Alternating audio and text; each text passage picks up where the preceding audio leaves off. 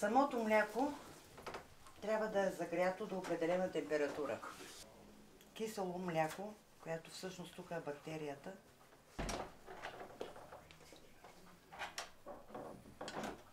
Това е кисело мляко, готов продукт. В смисъл от предното се оставям. 这个是这个坛子爆一下，和谐，这些都是长寿的。规律酒相结合，所以也是那边也是个长寿村，所以我就觉得可能其实长寿。Колко време обикновено остава? Как го ядеме? Да. Това е много относително, но смисъл. Много плюшка на какво се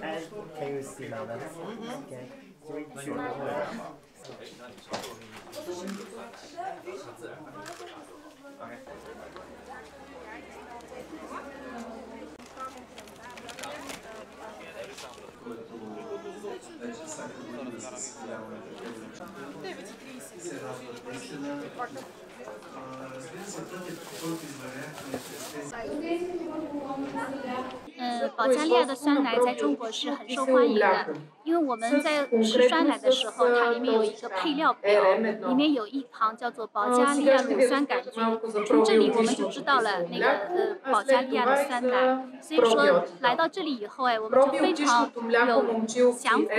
有想法，就是说能够品尝一下纯正的保加利亚酸奶。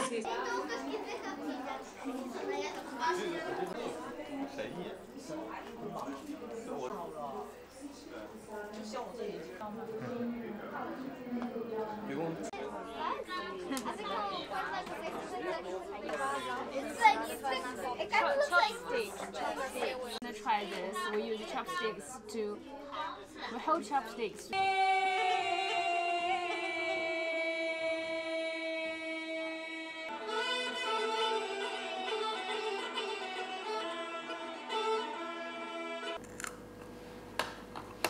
Уникални са качествата на Lactobacillus bulgaricus. Това българското кисело мляко може би е първият пробиотик в света и се е използвал за лечение на множество болести. Самите щамове се различават един от друг и изолиран от домашни кисели млека, всеки щам има уникални свойства. Това вече е закваската за киселото мляко. Историята на откритието на Lactobacillus bulgaricus датира вече от преди 120 години. Всички знаят, че това е направено от българския учен Стамен Григоров през 1905 година. Тогава той е докторант в Женева и открива Lactobacillus bulgaricus в българско кисело мляко, което му изпраща жена му от България. Потвърдено е това негово откритие от руския учен Илия Мечников пред Френската академия на науките и въз основа на това откритие Илия Мечников развива цяла теория за дълголетието.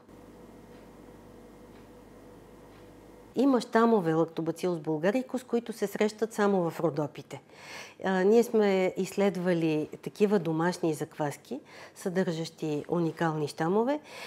Една част от тях произвеждат пребиотични галактоолигозахариди, други имат антибактериално действие, а някои щамове съчетават всички тези свойства. Оттам е и големия интерес на китайските производители да работят с точно такива ендемитни родопски щамове, които носят тези уникални качества.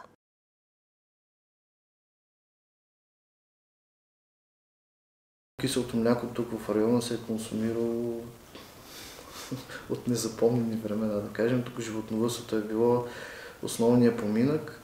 Съответно, млечните продукти, свързани с това животновъдство, са били основен източник на хранителен ресурс за местното население.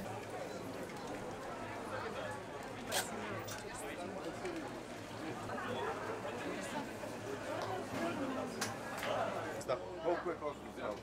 32 е зрялото, 30 е прясно.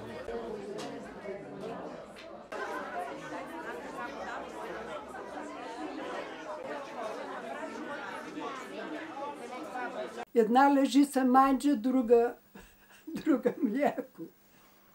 И така Много ми действа млякото. Питай го по 5, по 6 кофички през 2, през 3 дена. Ми донеса и ги ям.